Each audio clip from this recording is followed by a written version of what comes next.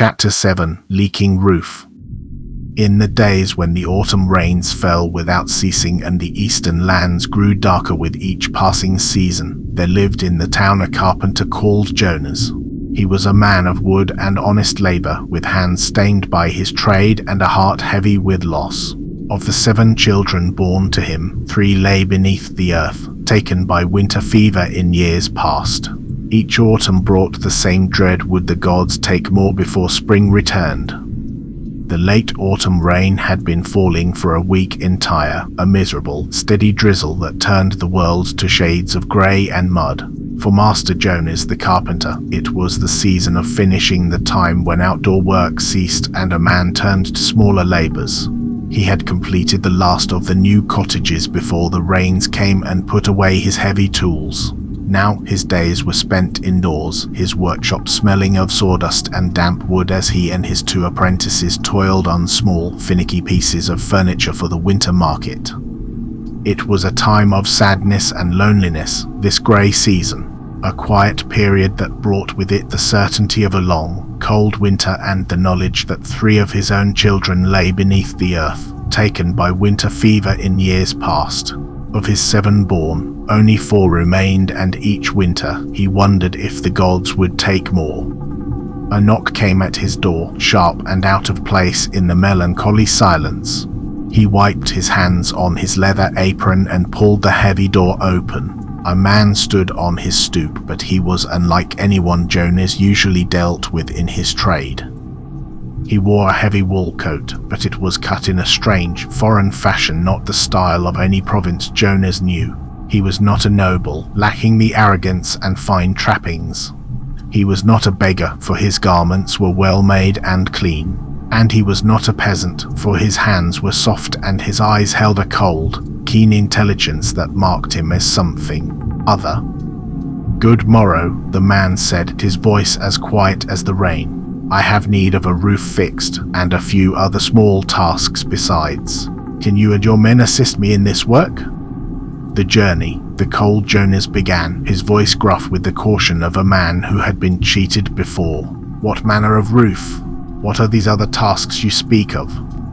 The man's eyes didn't waver. "It's slate, mostly, and a few beams in need of replacement. The other work is within furniture in need of repair, a new door, some shelving. The place lies 2 days' travel east, in a secluded area on the edge of Lord Tail's domain. I will pay properly for your labor." And given the time of year, he pulled a heavy purse from his coat, and the sound of gold coins within was unmistakable. "I will raise the payment considerably." Jonas thought for a moment, weighing the promise of a full workshop for the winter, coin enough to buy his family through the lean months against the risk of the unknown. 2 days east was far, into lands he'd heard whispers about but never visited. But gold was gold, and winter was coming. "My men need to be fed on the road," he said, testing. "That will be provided for," the man said simply, as though the matter were already settled. Jonas saw the certainty in his eyes. The man was serious and had planned this venture carefully. He was not haggling, he was stating terms. And the terms were too good to refuse, not with winter breathing down their necks and mouths to feed. For the next hour, the 2 men discussed the details of the work, the payment terms, and the schedule. By the time they were done, the rain had stopped for a brief while, and the bargain was struck. In 1 week's time, Jonas and his men would set out, and the stranger would meet them at an agreed-upon location. The work would begin, and the coin would be earned. The journey east. 1 week later, the miserable rain was still a constant companion, as though the heavens themselves wept without cease. Master Jonas and his 2 apprentices, Sim and young Derek, scarce 16 winters rode through a dreary landscape, their cloaks heavy with water, their spirits low as the sodden ground. The mud of the road, once a familiar irritation, now seemed endless and grasping. They were deep in the east now, on the very edge of Lord Tail's lands. Jonas had never ventured this far from home, and the strangeness of it sat heavy in his gut. The land itself seemed wrong somehow. The trees grew at odd angles, their bark mottled with patches that looked almost like sickness. The few birds they saw moved in jerky, unnatural ways. And the smell beneath the rain and mud, there was something else. Something faintly chemical, like copper and rot mixed together.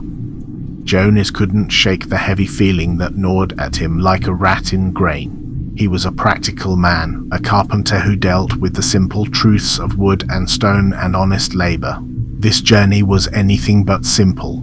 He had traded the cold comfort of his workshop for a cold, miserable road, all for a man he knew nothing about save that he had gold and needed work done. What if it was all some trick? What if this stranger meant them ill?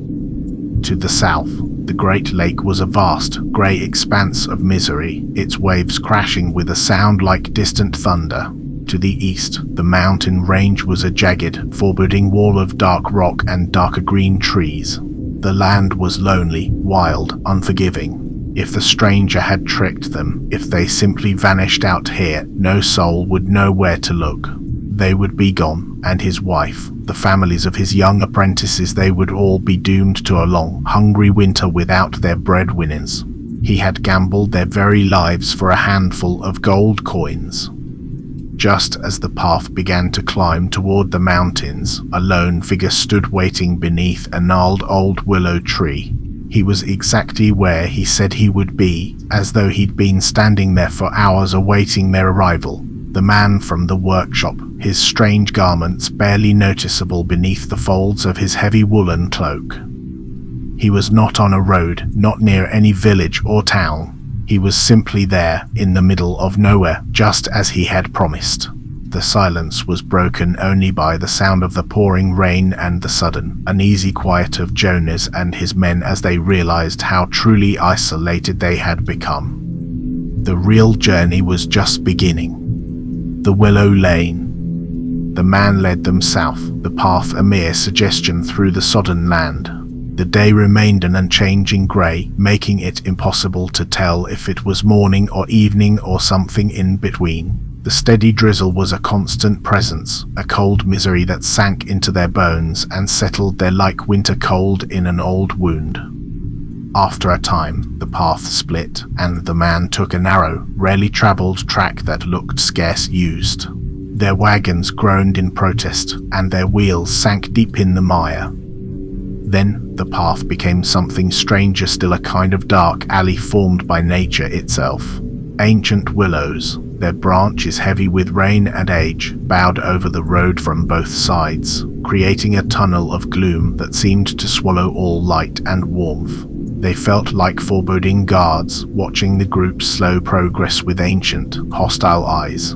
Jonas remembered the stories Guntram the Smith sometimes told when deep in his cups tales of willows that had once been men, of trees that whispered warnings to those foolish enough to listen. The constant pounding of rain was now joined by a new sound, the low, thunderous roar of waves on stone. Suddenly, the path ended.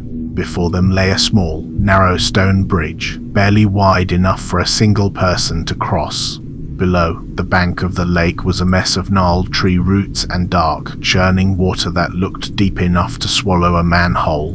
The bridge itself was an unnerving sight, ancient, slick with moss, with no railings to prevent a fatal slip. But beyond the bridge, only a few meters from the shore, they saw it.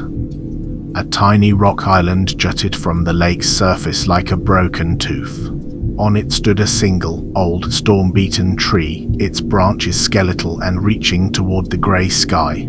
And next to it, the tower. It was made of the same dark stone as the bridge, rising 3 stories high into the oppressive clouds. The top was crenellated like a small keep, and the whole structure looked as though it had been standing there since before men walked these lands. The world they knew had ended at the bridge. They had arrived at a place that existed outside the normal bounds of things. First things first, the man said, his voice echoing strangely in the gloom as he pulled open a heavy metal gate.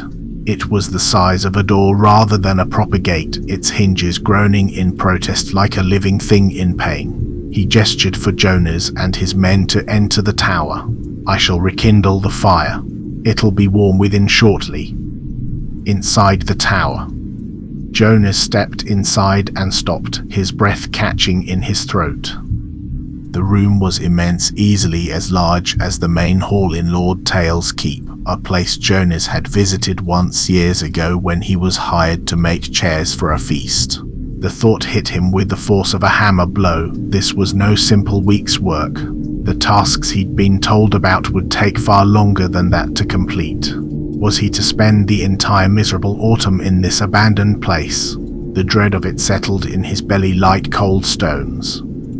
A large table stood in the center of the hall, scarred and ancient, but most of the room was dominated by bulky shapes covered in heavy cloth, like furniture and objects hidden from view.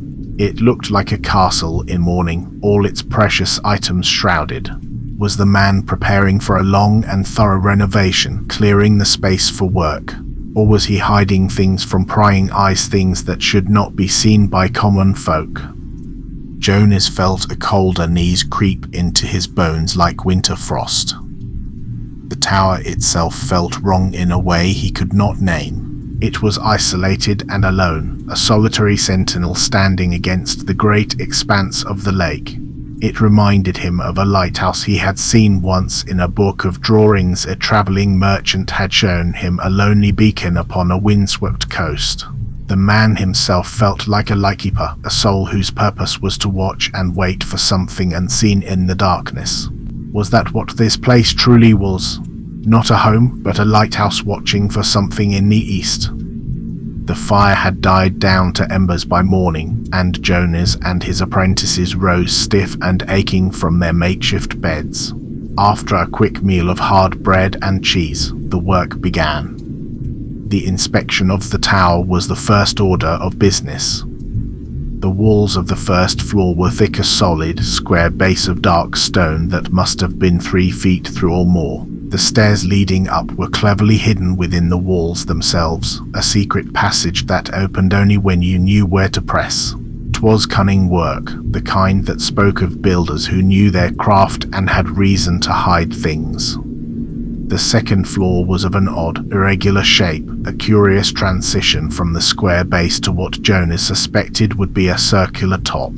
Here, too, shelves and strange devices were covered in heavy sheets, untouched and standing as if frozen in time. He caught glimpses beneath the coverings, instruments of brass and glass, things whose purpose he could not guess. The third floor was smaller, and from there, a final set of stairs led to the roof itself. Jonas's professional eye took over as he climbed. He inspected the stonework, noting the cracks in the slate and the warping of some of the ancient beams. The work would be considerable but not impossible. Good honest labor that would keep them busy for several weeks, mayhap a full month if the weather did not cooperate. But beneath his professional assessment lay a deeper unease.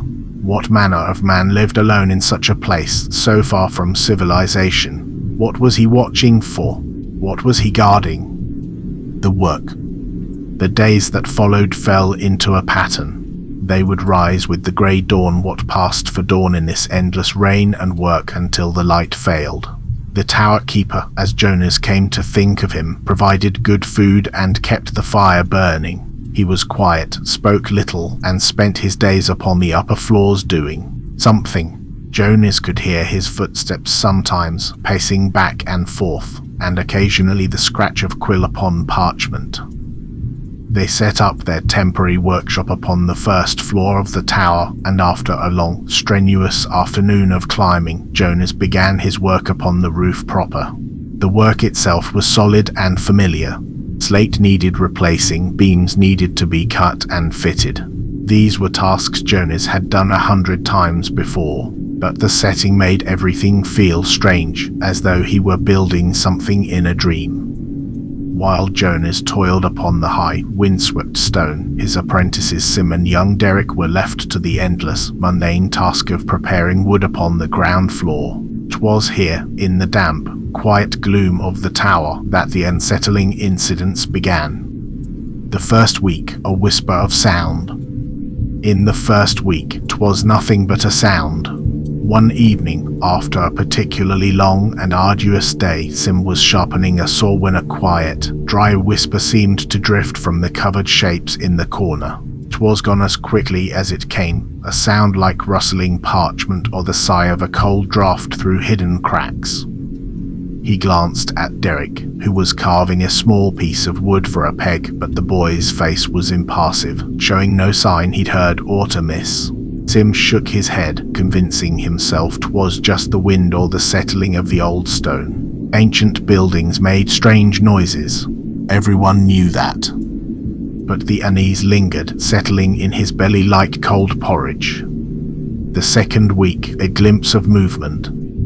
By the second week, a quiet dread had settled upon both apprentices like morning mist that will not burn away. One afternoon, Derek was fetching a hammer when he saw a fleeting movement in his peripheral vision, near the foot of one of the covered tables.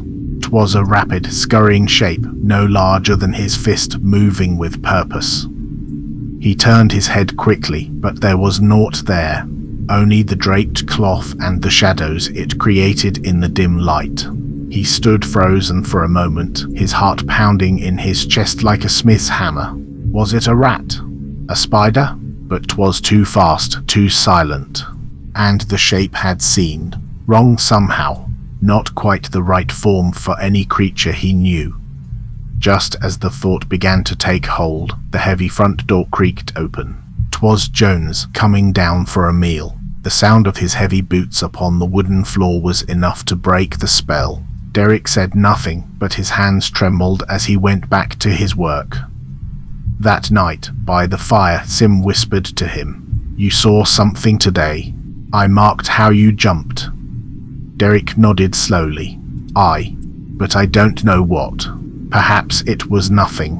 Perhaps just shadows and tired eyes." "Perhaps," Sim agreed, but neither of them believed it. The third week, a cold certainty. The incidents grew more frequent as the third week wore on. One morning, Sim found a perfect circular score mark on a freshly planed piece of wood, a mark that couldn't have been made by any of their tools. The cut was too precise, too clean, and in a place where no tool could have reached without leaving other marks besides. Later that same day, he swore on all the gods that he saw a small, glinting eye peering out from a gap in the sheeting that covered the strange instruments. When he looked directly at it, forcing himself to face his fear, it was gone, leaving him with a cold sense of unease that sat in his chest like a stone. He now shared a silent, unspoken dread with young Derek. They worked in a constant state of uncertainty, their ears straining for sounds that should not be, their eyes searching the shadows for movements that didn't belong to any natural creature. They spoke not of it to Jonas, for what could they say? That they feared rats? That shadows frightened them like children scared of the dark? They were apprentices, nearly men grown. They should not be afraid of such things. But they were. Gods help them, they were. The Tower Keeper's solution.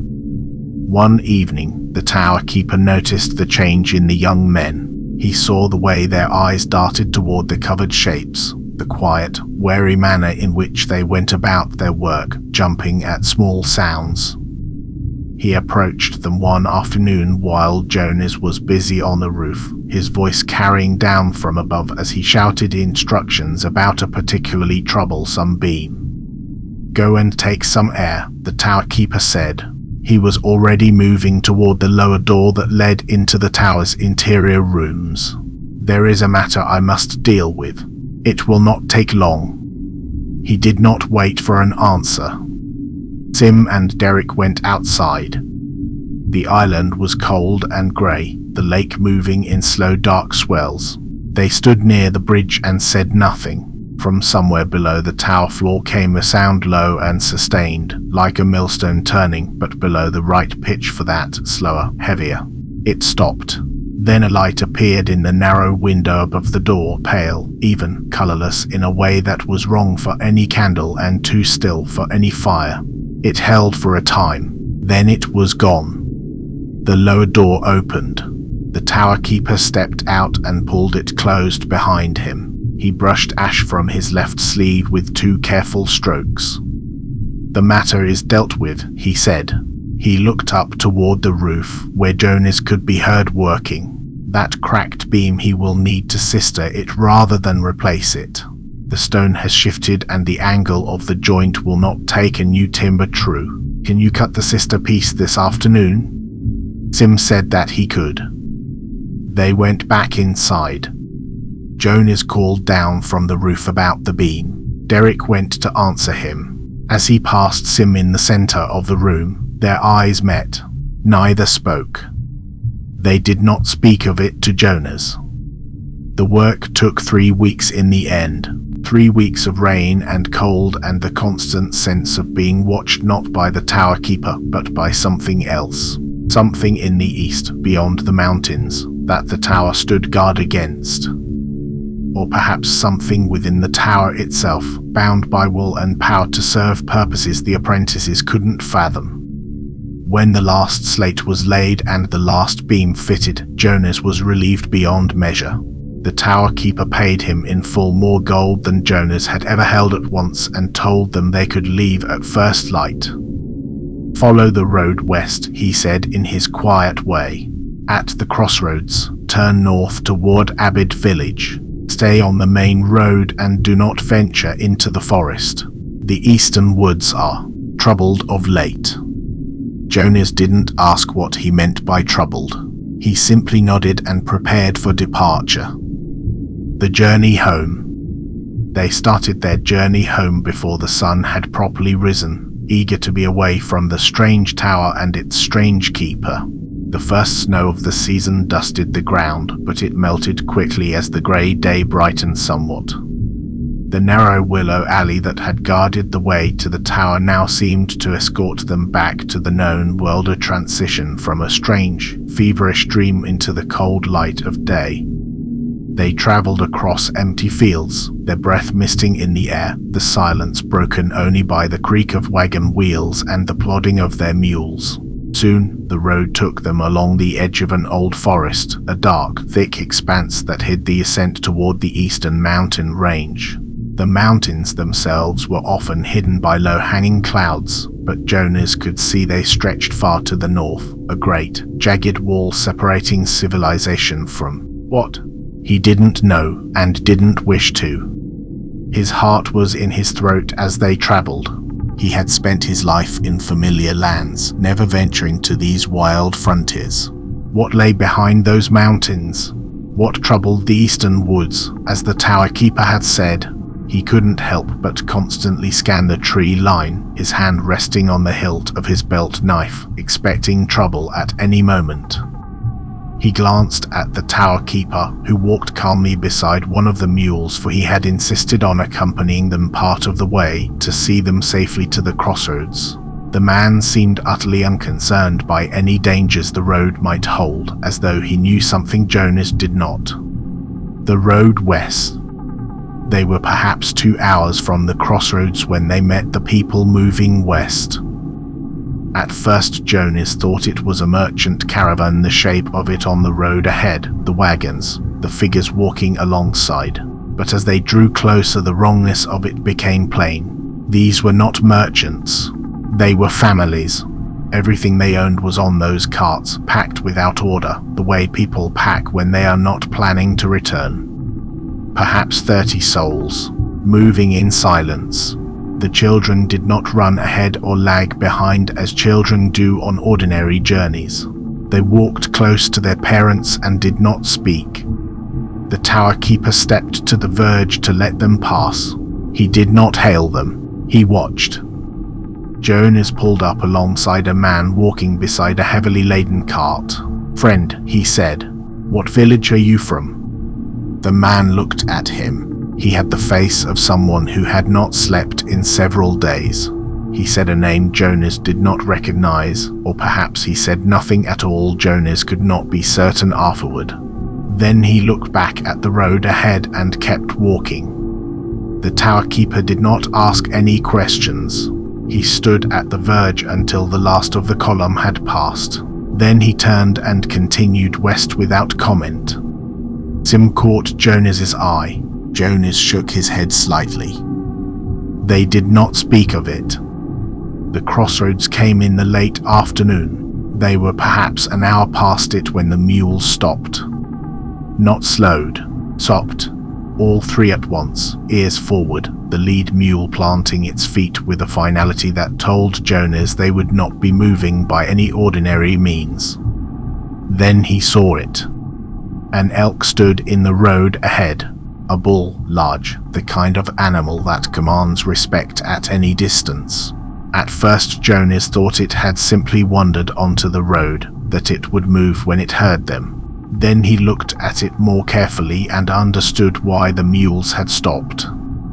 The antlers were wrong, not broken or malformed, wrong in a way Jonas could not immediately name. They had the right shape, the right spread, but the color was off, a darkening that ran along the bone like a stain. The animal's coat had the same quality in patches, not diseased exactly, not the mange he had seen on dogs, something else, something that made the patches look less like a coat and more like the coat had been replaced with something that closely resembled it. It was looking at them. Elk do not look at people the way this one was looking at them. There was too much in it. The tower keeper walked forward. Not slowly, not cautiously, the same steady pace he used for everything. "Go back the way we came," he said quietly over his shoulder. 200 paces. Wait. Jonas went. He did not need to be told twice. He pulled Sim and young Derek with him and they went back up the road without running, because something about the situation made him understand that running would be wrong. He stood 200 paces back and did not watch. He could hear nothing. Whatever the tower keeper did, it made no sound that carried. After a time Jonas could not have said how long. Footsteps on the road. The tower keeper appeared out of the grey afternoon. He passed them and continued walking. "Come," he said. The road ahead was empty. The elk was gone. Jonas looked at the ground where it had stood and saw the prints enormous, the weight of the animal clear in the mud, and then he looked away and kept walking. He did not ask what had happened. He did not want to know if the answer was what he thought it might be. The storm. The cloud cover deepened as they pushed north. The grey became something heavier and the first drops came hard, like thrown stones. Then the sky opened. They ran because the tower keeper told them to run, or because the mules ran, which amounted to the same thing. The rain was a curtain that turned the road to a river of mud. Lightning hit somewhere close enough to feel in the chest. They ran until Jonas's lungs were fire and his legs had gone somewhere past feeling, and there was nothing left but the next step and the next. Darkness fell while they were still running. Jonas lost track of Sim, found him again. Lost track of where the crossroads had been, of how far they had come, of everything except the mules ahead and the road under his feet. The light appeared through the rain like something promised. 12 windows. Half smoke. Abid village. They had made it. Home. They spent the night at the inn. The innkeeper gave them hot food and a fire and asked no questions. Jonas was grateful for this. He lay awake a long time listening to Sim and Derek sleep, thinking about the elk, the prints in the mud, the way it had looked at them. They set out in the morning. The road home was ordinary. By afternoon he was at his own door. His wife opened it before he could knock. Her face went through several things. The children came running. There was noise, the ordinary noise of a family reunited. He let it hold him for a while. Later, when the children were in bed, she asked how the work had gone. "Well enough," he said. "The roof is sound." She looked at him the way she looked at him when she was reading what he wasn't saying. "You'll tell me when you're ready," she said. He sat by the fire. The gold coins were real. The work was real. His children were asleep in the next room. He was home, his family was safe, and winter would not take them this year. That was enough. That was everything.